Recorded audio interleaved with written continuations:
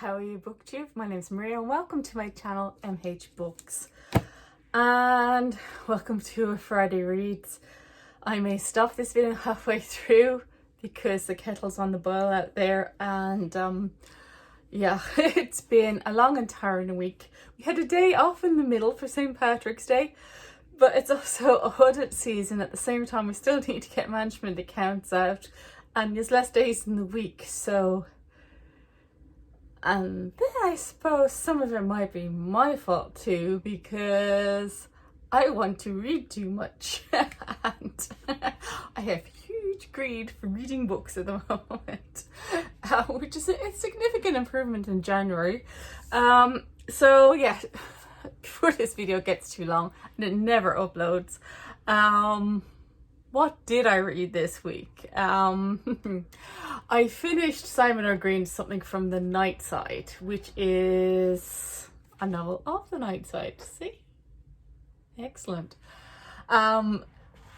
This book I am planning to read. I'm going to start to try to read things close to each other so I can compare.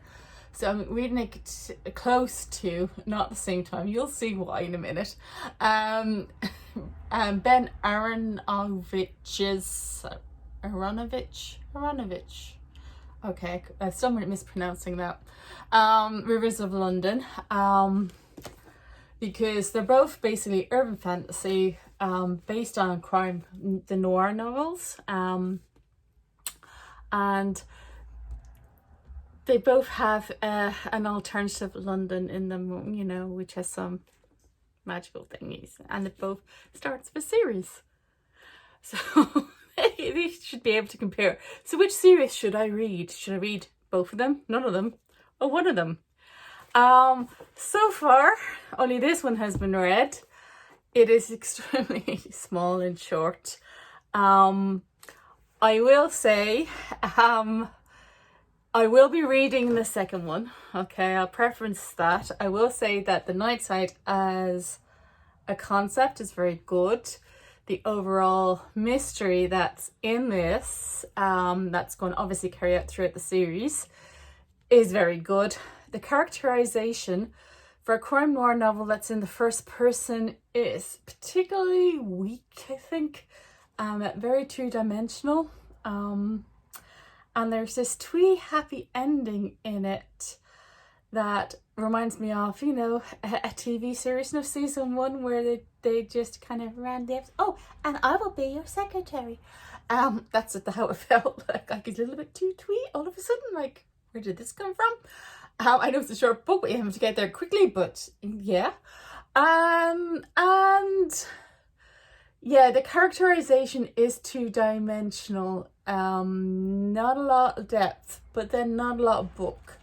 So we are going to give it the second book, okay, to give it a fair chance against this one. I know, Eve is strange, does not think much of this one from her comment. My sister likes this one. I don't know. We shall see. So that's how that reading project is going. The next reading project is the Caribbean. So welcome to the Caribbean, folks. Finished this one. Loved love after love. Loved love after love. Ugly crying by the end. This one I got from my Rare Birds subscription box, which is why it has the RB sticker on it. And it has the actual notes from Rachel, which I haven't read yet. I did some research because I couldn't sleep. One of the nights this night on this is based in Trinidad, of Trinidad and Tobago, and the kind of things that they're talking about Trinidad, what's it like to live there, that was my Google search, and I came across a few YouTube videos of people who live.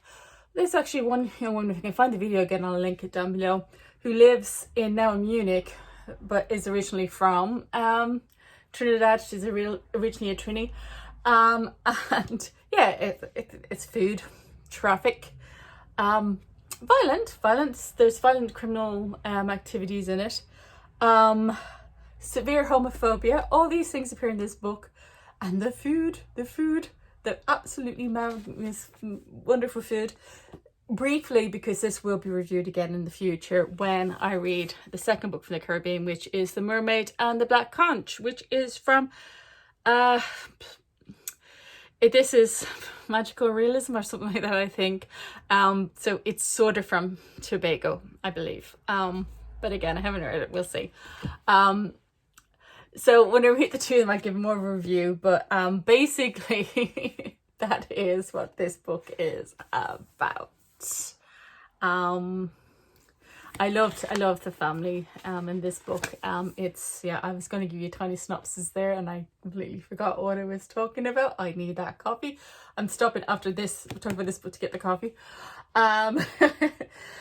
This is basically about a family who is not your normal family. So it's a kind of about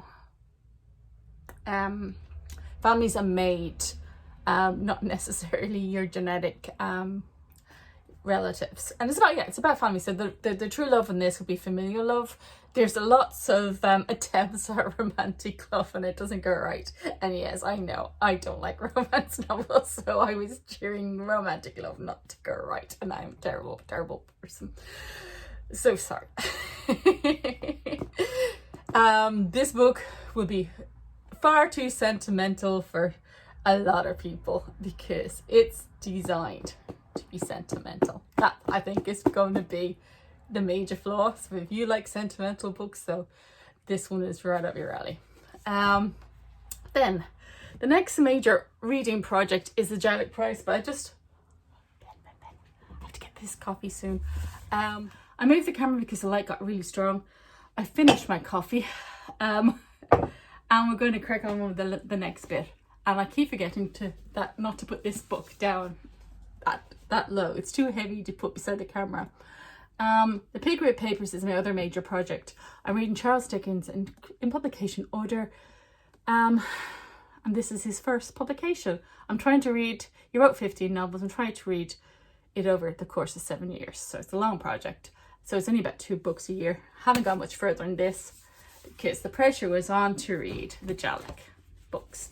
The Jhalak Award, which is probably being mispronounced by me, so please do correct me. Remember, St. Patrick's weekend was this week. St. Patrick's Day was this week, was a Wednesday. And I've heard lots of people mispronounce Irish author names. So I now feel a little bit better. That's not always me, because names can be hard. I am reading these. The Jhalak Prize is a prize for people of colour who are resident of the UK. So they don't have to be Irish or British. They can actually be from other countries. That's a strange thing to say, but you know what I mean. And they can be, there's been American authors and all sorts of things on this list. And it's just to try and promote more diversity in reading and making sure that everybody gets a fair shot. It's the same idea as the Women's Award, making sure that women get a fair shot at literary prizes. It is an enjoyable prize to read. I've only started, but I am very much enjoying it. I am trying to read at least 6 books. I've ordered 8 by the 13th of April for when the shortlist is announced. And when the shortlist is announced, I will complete the shortlist at least. So far, I'm only ordering the books that I can get in paperback because libraries aren't open in Ireland, and are unlikely to be open in Ireland for quite a while, to be honest. They're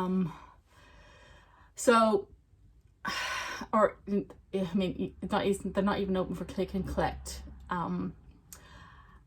So we are. I am restricted for anyone. So I'm not selecting these based on any other criteria than the price of the book, okay? And these just happen to be the first 3 that came in. They're not my first 3 selections either, okay? So this one actually was one of the first selections.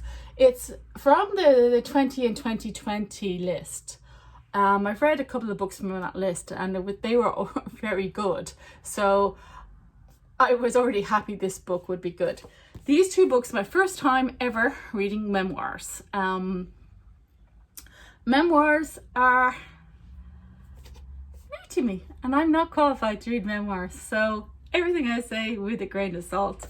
really enjoyed this one, and I swear I'm going to enjoy this one. And they're two very different things and do an awful lot the same issues in a way. So Katy Massey's the third book I read this week. She is telling a story about her life. She comes home one day and she discovers her mother's having sex in the front room, and she works out her mother is a prostitute. Her mother ends up running a brothel. This is not the central most important point of this book. This is actually maybe 5% of this book. The majority of this book is about Katy Massey, her relationship with her mother, her relationship with her brothers, her relationship with her absent father, and the relationship with her mother is the most important. It is about what happens when you talk about things that are not actually what you're saying. So it's what you're saying is in between your words. There's this expression I used to know that I used to use. It's between, you know what I mean? It's in between the sentences, it's in between the lines. And so what's not said, that's the most important here. And so the stories that people are telling are not always true. So the stories her mother tells her are not always true, but does not matter. It's what she decides to tell that matters. It's very quite impactful. I believe it was her PhD thesis originally. I only could find one flaw in the book, because it's supposed to be a prize book. I'm not qualified to read prize books, but one flaw was she used a simile twice and wasn't sure, but maybe it was important, and that's why she used it twice. And the editor should remember to check one of the sentences, because if it got to negate it, it actually comes out as positive, and I'm sure she meant it as a negative. The other memoir is quite different. So this is Catherine Cho's Inferno, Motherhood and Madness. It starts off in a psychiatric hospital in the States. She's visiting there with her nearly 3-month-old son and her husband, and she's taken into involuntary hospital because she has a psychotic break as a result of postnatal psychosis. This book, it's only gotten this far. It is extremely beautifully imagery in it, but there's some major trigger warnings in this book. It's not going to be, I think most people probably prefer this to this one. I'm not telling you which one I prefer, by the way. We'll wait until we get to the end of this and we'll put the two together and review them together. I think most people accept for people who are going to be triggered, because there is not just psychosis and mental illness issues and a very vivid description of that's like, but she reflects on her background, and there is a lot of problems with domestic violence. I'm trying not to spoil it, but still give the spoiler. Domestic violence and self-harm, okay? And then it just reminds me, there's also a trigger warning for self-harm in this, and in this one I'm just going to say specifically for cutting. So it was extremely well described. It's extremely well described, and anybody who's read the book, I kept going like that. So sorry. And aside, I'll tell you what I think of the two of them when I get to the end. Because it's a Friday reads, I haven't finished the books. That's busy. This is the next one I'm going to read from the Jhalak Prize, because it was next one on the door. Fair's fair. It is a literary thriller. I was misled as to what this was about, so I'm not going to say anything more than that about this one, because I don't want to mislead somebody. It's bad enough I say a book is brilliant and then someone goes, it was horrible. Did you not realise it was very badly written? I go, well, it was great. Okay, I am going to end this here. I have another book that I'm reading, but you know what? This is enough for a Friday reads. This is enough for anybody. I hope that you all have really good weekends. And I hope we get as much sun as this is for the rest of the weekend. I don't think we are. So we just go to the park and have sunlight when we go to the shopping centre. And the shopping centre is like the grocery shopping centre, not the mall. That's closed. Might get takeaway coffee. You're allowed to get takeaway coffees, but it needs to be sunny. Okay, whatever you're reading, that you're enjoying it. And until next time, and now I'm gonna watch your Friday reads. Bye.